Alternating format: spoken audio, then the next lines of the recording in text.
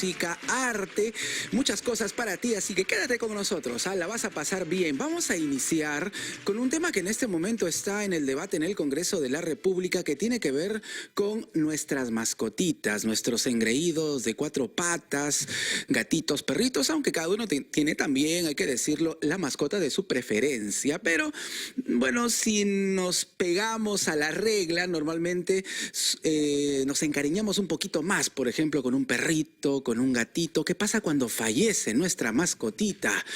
En el Congreso de la República, la parlamentaria Rosángela Barbarán está proponiendo que se le pueda otorgar un día hábil de descanso, correcto, tanto en la empresa pública como privada a las personas que pierdan una mascota, así es, cuyas mascotas fallezcan. Vamos a analizar este punto con Pilar Rodríguez, ella es psicóloga y está con nosotros. Pilar, ¿cómo estás? Muy bien, muy buenos días, muchísimas gracias, Jorge, aquí. Gracias por la invitación y bueno, analizando un poquito el tema sobre el vínculo que genera la mascota en la familia, en cada uno de los miembros de la familia y cómo esto repercute también en tu vida diaria o a raíz de la ausencia, cómo puede repercutir tu productividad, ¿no?, laboral. Y en ese punto, ¿cuán doloroso, impactante es para una persona perder a su mascotita, a ese ser que no es un ser humano, es cierto, pero que lo ha acompañado de repente durante muchísimos años?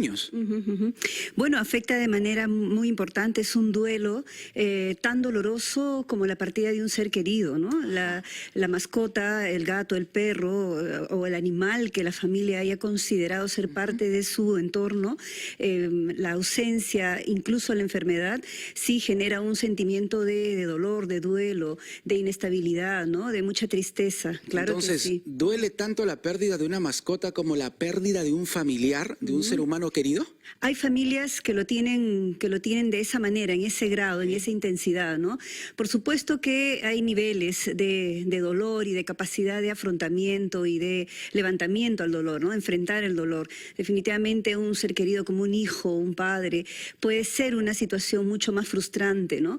Pero eso no resta que la pérdida de una mascota sea algo tan... Pero Pilar, en este momento hay gente que literalmente no tiene hijos y adopta mascotas en lugar de hijos. Esa es una realidad y cría sus mascotas como hijos. Yo puse el ejemplo del perrito y el gatito, correcto, pero hay quienes tienen aves, por ejemplo, u otros animalitos, pero lo más común, digamos, es el perrito y el gatito, correcto, y hay quienes los crían literalmente como hijos. Sí.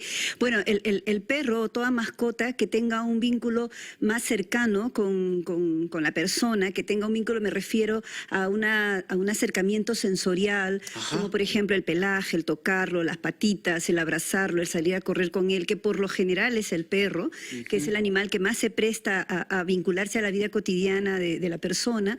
Generalmente hay un dolor mucho más fuerte, una desvinculación mucho más dolorosa, ¿no?, cuando hay una enfermedad, que tener un pescadito o un pajarito, digamos, ¿no? O sea, igual hay dolor. Yo tengo familiares, amistades que igual sufren cuando pierden a su loro, ¿no? Pero en realidad el perder a un perro o un gato podría ser mucho más doloroso por la cercanía y la vinculación, ¿no?, física y sensorial que se ha hecho, ¿no? Claro, porque hay muchas personas que, por ejemplo, duermen con su perrito, con su gatito, escuchan incluso el ronroneo del gatito. Los relaja, incluso sirven como un acompañamiento terapéutico, ¿no?, que ahora está muy en boga este tipo de acercamientos con animales terapéuticos, ¿no? Ya se usa mucho más, ya hay mayor apoyo a este tipo de terapias, sí. Como profesional y más allá del tema político, ¿estarías de acuerdo con que se le pueda brindar esta posibilidad de un día libre a una persona o debería ser de repente opcional? No sé.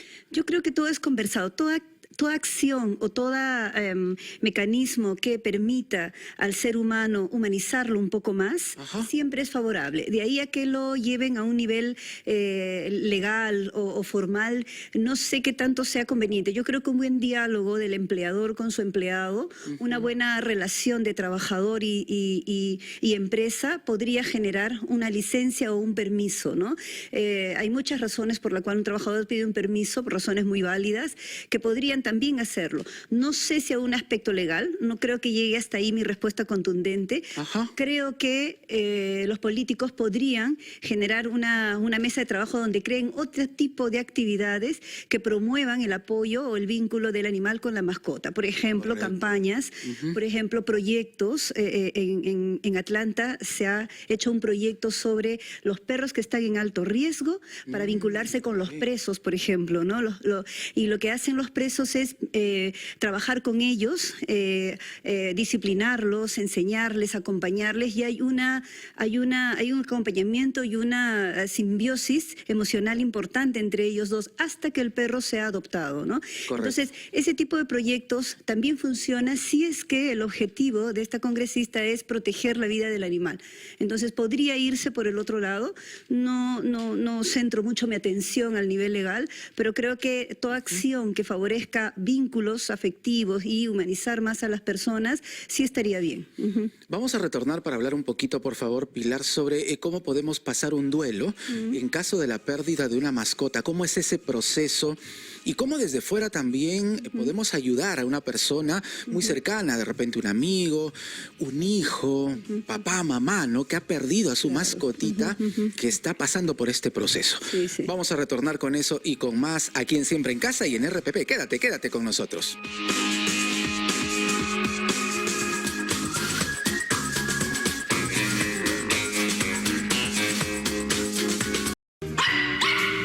Y si un día tú te encuentras muy lejos, Fidelidad, cariño, cercanía, amor es lo que sentimos frente a nuestra mascotita, nuestro perrito, gatito. Pongo esos dos ejemplos, pero sé que hay quienes tienen también otro tipo de mascotas. Y precisamente hay un proyecto de ley en este momento que está siendo debatido en el Congreso para otorgar un día de descanso a los trabajadores que hayan perdido una mascota, cuya mascota haya fallecido. Es importante analizarlo, es un proyecto de la parlamentaria Rosángela Barbarán. Estamos aquí en Siempre en Casa. Soy Jorge Rodríguez, me acompaña la psicóloga Pilar Rodríguez, precisamente. Pilar, te había preguntado, ¿cómo es el duelo, este proceso cuando uno pierde a un ser querido, como una mascota, por ejemplo? ¿Cuál es el proceso que atraviesa? Claro, primero, sí, hay una fragilidad emocional, hay un aislamiento importante, este ser que se ha vinculado con su mascota, una sensación de fracaso, una impotencia, mucho dolor. Y lo que conviene aquí con esta persona que enfrenta ese duelo, esa pérdida, es validar su emoción, sentir que lo que está sintiendo es válido, es real, que la mascota ya partió y que ese dolor tan impotente que tiene lo puede superar, pero con unos pasos importantes que él puede llevar a cabo, ¿no? ¿Cuáles son esos pasos, por ejemplo? Por ejemplo, validar primero su emoción, conversarlo con alguien, o sea, tratar de descargar esa emoción dolorosa. Eso es tal vez lo más difícil, porque cuando uno pierde algo, como que se encierra, ¿no? Es difícil darlo a conocer. Claro. Se aísla, cuando se aísla y entra en un estado de depresión, ¿no? Una depresión todavía manejable, diríamos, ¿no? Hasta ahorita estaríamos manejándolo así nosotros en esta conversación, pero lo más conveniente es que las personas se acerquen también a él, a esta persona, pero la persona que vive el duelo tiene que pasar por ese tránsito y conversarlo con alguien, tiene que descargar esa emoción y liberarse un poco del dolor. Cuando una persona transmite su dolor, lo narra, lo convierte en palabras, su dolor se alivia un poco, no desaparece, pero se alivia un poco. Entonces el diálogo, la palabra, el conversar sobre esa pérdida, sobre esa mascota, alivia un poco la carga dolorosa, ¿no? Luego ayuda mucho en las pérdidas y en los duelos a todo nivel, hacer ritos en casa, ¿no? Por ejemplo, hacer una acción simbólica en la casa, ¿no? De pronto poner un cuadrito, una foto especial de él, hacer un álbum como una historia de su mascota, cómo llegó, cómo creció. ¿Escribir una carta puede ser? Por ejemplo, escribir una carta, hacer una pequeña reunión con sus seres más queridos y reunirse para informar pues que la mascota ya no está, o conversar sobre todo de la mascota, ¿no? Hay algunas personas que suelen tener, por ejemplo, plantas, comienzan a cultivar macetitas, plantas los que no tienen jardín, e incluso siembran un pequeño árbol, ¿no? En honor a su pequeña mascota, ¿no? Entonces, estas acciones son importantes, ¿no? Validarlas, dialogar con la persona y hacer un rito, ¿no? Una acción simbólica en la casa, incluso con los amigos cercanos, en el trabajo, por ejemplo, que simbolice que de aquí en adelante hay un ser querido que no está, pero que ha dejado un espacio importante en su vida, ¿no? Sí. Y desde fuera, ¿cómo podemos ayudar a un ser querido que ha sufrido esta pérdida? Porque no basta con decir, vamos, si se puede, tú te puedes levantar, la vida continúa. Claro. No. ¿Qué podemos hacer? Sí, pues mucha empatía, acompañarlos. A veces puede más un abrazo, un silencio, Exacto. una mirada cordial, un asentamiento de la emoción, te entiendo, sí. Yo estaría igual como tú si hubiera perdido un ser tan querido, una mascota, ¿no? O sea, acompañamiento. Sí, acompañamiento, que los amigos se acercan más. Es que en realidad el tener una mascota te sensibiliza más, te humaniza más, claro, ¿no? Entonces claro. aquellos que no lo han tenido, no lo tienen, el acercarse a un amigo a raíz de la pérdida de una mascota es el pretexto para poder entender más en lo que significa la amistad, ¿no? Lo que significan los vínculos, el afecto del amigo verdaderamente, ¿no? Es que ahí es donde se mide, donde están realmente las personas valiosas, ¿no? En tus momentos difíciles. ¿Y en qué momento buscar ayuda profesional? Porque hay casos en los que una pérdida puede lamentablemente conducir a una etapa de depresión o de ansiedad. Y como sabemos, la depresión y la ansiedad son enfermedades. Claro, no hemos hablado, o sea, hablamos ahorita dentro de un tono de personas que manejan recursos emocionales y personales, De no un hay contexto que puede organicidad. ser natural, relativamente normal. Claro, pero estamos hablando, podríamos hablar en este caso sobre personas que tienen una condición, ¿no? Por Exacto. ejemplo, las personas que tienen autismo, las personas que tienen alguna lesión cerebral, que tienen conciencia del afecto, pero les cuesta entender ese cambio tan radical como la muerte. Claro, estas personas necesitan un acompañamiento de un profesional, mucho acercamiento afectivo. Yo creo que la contención emocional de personas muy allegadas a la persona que ha perdido a la mascota es lo que más funciona, ¿no? Un profesional lo que va a hacer es justamente a través de historias, a través de pensamientos, porque lo que hay que hacer es destruir ese pensamiento o reconstruir un pensamiento errático, ¿no? Que ya nunca más voy a ser feliz, ¿no? Ningún animal más va a llenar mi corazón, ya mi vida se acabó, ¿no?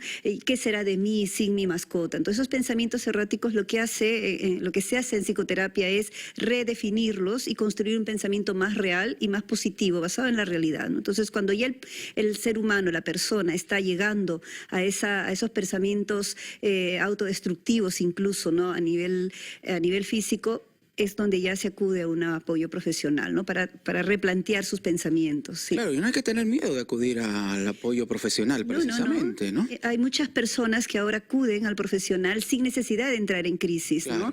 Con una reflexión de que esto va a venir, esta situación se va a poner compleja, o mi perrito está con cáncer, mi gato está con cáncer, no sabemos si va a sobrevivir a esta operación, acudamos al psicólogo, a la psicóloga y veamos cómo podemos enfrentarlo. O sea, anticiparse a una situación desencadenada como la muerte ayuda mucho más que acudir cuando ya todo se consumó, ¿no? Entonces, sí. Ahora, vamos a ponernos en otro escenario, el escenario de las personas que tienen una mascota como soporte emocional, que es distinto al de tener una mascota ya como compañía, para la casa, criarlo si uno quiere como perrijo, gatijo, como se dice ahora, ¿no? Pero ahora ya hay también mascotas que sirven de soporte emocional, ¿no? Entonces, ahí estamos hablando ya de otro escenario. Sí, sí. Bueno, cuando hay profesionales que están en alto nivel de presión, por ejemplo, nosotros hemos visto hace poco en las Olimpiadas en París, hemos visto ahora muchos deportistas que han sido acompañados por su emotional support, le llaman, ¿no? Su perrito, Claro. porque viven un nivel de estrés altamente, un grado muy alto, ¿no? Entonces el nivel de competencia, el nivel de angustia, el alcanzar sus puntajes los lleva a ellos a tener una situación de mucha tensión. Entonces estos animalitos cumplen esa función, ¿no? De relajarlos. Ellos saben en qué parte acercarse del cuerpo de la persona, ¿no? Hay algunos que llevan el estrés en el pecho, otros que llevan el estrés en las manos, ¿no? Otros que llevan el estrés en la cabeza. Entonces estos perritos perciben muy fácilmente en qué zona física se encuentra el estrés. Eso es maravilloso, realmente. Sí. Entonces se acercan a ellos, ¿no? Eso por un lado. El emotional support también funciona para niños, por ejemplo, que están pasando por situaciones de mucha crisis. Generalmente, por ejemplo, los niños TEA, los niños del espectro autismo, por ejemplo, funcionan funciona muy bien la equinoterapia, ¿no? El acariciar a los caballos, el montarlos, el bañarlos, el sentir el calor, el ronroneo de su cuerpo, porque los caballos tienen un flujo sanguíneo bien fuerte, ¿no? Se siente. El niño lo toca. Emiten un sonido. Exactamente, Claro. emiten un sonido y Es el niño tranquilizante. se relaja porque el niño autista Claro. percibe el mundo de una manera muy invasiva, entonces todo le aturde y le abruma. Entonces, este acercamiento a los animales, por ejemplo, funciona bien la equinoterapia, te decía, en los caballos, esto los relaja a los niños y aprenden a controlar sus emociones. ¿Sí? Realmente el tener una mascotita, tener un animalito, lo sé por experiencia propia, es una experiencia extraordinaria. Sí. Y perderlo también puede ser un golpe, un impacto bastante fuerte. En ese sentido, para cerrar este diálogo, ¿qué recomendaciones así puntuales, ¿no? Para quienes están atravesando por este momento que es tan pero tan doloroso, Pilar? Sí, en la vida, cuando llevamos a cabo un proyecto y lo hacemos cumpliendo con todos los estándares del bienestar humano, del bienestar del ser vivo, nos permite a nosotros cerrar una etapa con tranquilidad. ¿Qué quiero decirles con esto? Que cuando nosotros decidimos tener un perrijo o tener un gatito, un animal que va a estar dependiendo de nosotros, y lo hacemos cumpliendo con todos los mecanismos del buen vivir para este animal, cuando este animal parta, nuestra tranquilidad va a ser mucho mejor. Claro, va a haber dolor, pero vamos a poder superar mejor el duelo, porque vamos a hacer un recuento de que cumplimos con todo, y es como en la vida en general, ¿no? Entonces, lo que yo les recomendaría a las personas que tienen mascotas, que están a cargo de un animalito, conviene que ustedes sean muy conscientes en acoger a una mascota de manera responsable, ¿no? Acudir a sus veterinarios, acudir a todos sus controles médicos, enseñarles siempre a convivir dentro de la casa, tratarlos bien. Los etólogos hablan mucho sobre esto, que son los que trabajan la conducta del animal, y ellos refieren que cuanto menos manipulación tengan y mejor bienestar con la persona, con la familia haya, es mejor. Un animal que no esté tan expuesto a la manipulación externa, Claro, ¿no? Medicación para calmarse, sino más bien más contacto con la naturaleza y con ellos, es mejor para el animal. Entonces, tener una crianza responsable con la mascota va a ayudar a tener una vida sana entre todos, y seguramente, y lo más probable, es una despedida mucho más tranquila, sin menos culpa, ¿no? Claro, sabiendo que uno hizo lo posible para que la mascotita, cuando estuvo a nuestro lado, haya estado bien cuidada, Sí, así es. protegida y llena de amor, que es lo Llena de importante. amor, ¿no? Las mascotas sirven mucho en la familia porque nos vuelve más conscientes Definitivamente. del vínculo, ¿no? Sí. Pilar, muchísimas gracias por tu aporte. No, al contrario, muchísimas gracias también. Pilar Rodríguez, psicóloga, con nosotros aquí en Siempre en Casa. Volvemos con más. Quédate en RPP. Yo soy